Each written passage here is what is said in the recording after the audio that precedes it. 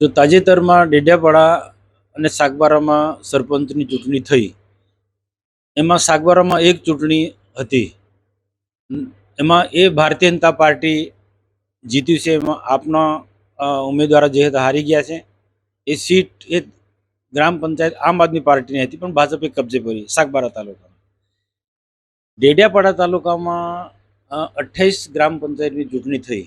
28માંથી 16 ગ્રામ પંચાયતો ભારતીય જનતા પાર્ટીની આવી. બાકીની એક બીટીપી, 4 કોંગ્રેસના અને 8 ગ્રામ પંચાયત આમ આદમી પાર્ટીની આવી. આમને ભેગી થાય તો પણ અમારે બહુમતી છે.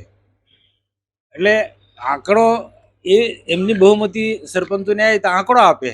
અમે તો 16 સરપંચો છે, 16 સરપંચોનું અમે સન્માન કર્યું હતું અને એમને સાલ ઓળાને એને બહુમાન પણ સરપંચોનું કર્યું.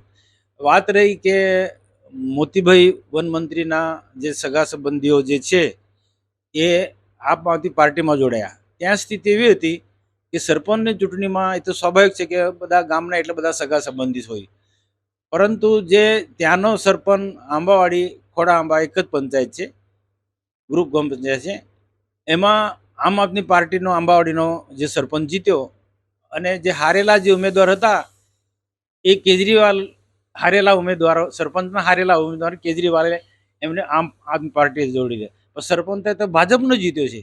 જે ભાજપ આમ આદમી પાર્ટીમાં જોડાયા છે એ એ હારેલા સરપંચો છે. ત્યાંનો જીતેલો સરપંચ તો ભાજપ પાસે છે. એટલે આ લોકોને આ ગુમરાહ કરવાની વાતો કરે છે. ડેડિયાપાડામાં એક ગઢ ગણાતો હતો આમ આદમી પાર્ટી, પણ એ ગઢ અમે તોડી નાખ્યો છે. અને અમારી પાસે આંકડાકીય માહિતી છે. હજુ પણ જાહેરમાં એ બોલાવે બહુમતી એમની સરપંચોની હોય તો ચૈતર વસાવા કે કેજરીવાલ આવે ડેડિયાપાડામાં, ઈશુદાન ગઢી આવે ને સરપંચોનું સન્માન કરે. કેટલા સરપંચ આવે તે ખબર પડે. આ લોકોને ગેરમાર્ગે દોરવાની વાતો કરે છે, ગુમરાહ કરી રહ્યા છે. ત્યાં ગઢ હતો આમ આદમી પાર્ટીનો ડેડિયાપાડા અને સાગબારા, એ ભાજપે તોડી નાખ્યો છે. અને સોશિયલ મીડિયામાં જે સમાચાર ચાલે છે કે મોતીભાઈ વસાવા અને એમના માણસો આમ આદમી પાર્ટીમાં જોડાઈ ગયા છે, એ રીતના જે સમાચાર છે એ પાયા વિહોણા છે, ખોટા સમાચાર છે. એટલે મારે સોશિયલ મીડિયાના મિત્રોને જણાવવાનું કે હું ભારતીય જનતા પાર્ટીમાં કાર્યાલયમાં બેઠો છું. ભારતીય જનતા પાર્ટીના કાર્યાલયમાંથી જ અમે કામ કરી રહ્યા છીએ. અમારી પાર્ટીનું, અમારું સરકારનું, અમે ભારતીય જનતા પાર્ટીમાં છે. અમારો આખો પરિવાર ભારતીય જનતા પાર્ટીમાં છે. એટલે અમે કોઈ પણ પક્ષમાં જોડાવાના નથી.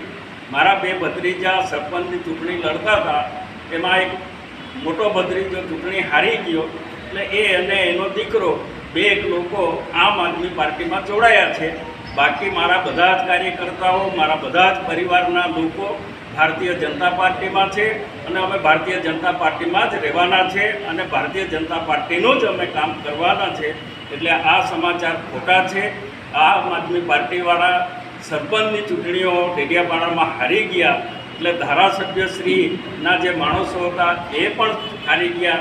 એટલે આ ચેતરભાઈ વસાવા જે ધારાસભ્ય ડેડિયાપાડાના છે, એમને લોકોને ગુમરાહ કરવા માટેના ખોટા સમાચાર બનાવ્યા છે. એટલે સૌ મારા હિતેચ્છુ મિત્રોને જણાવવાનું કે અમે ભારતીય જનતા પાર્ટીમાં છે. આપની વાતમાં કે એમના સમાચારમાં કોઈએ આવવું જોઈએ નહીં.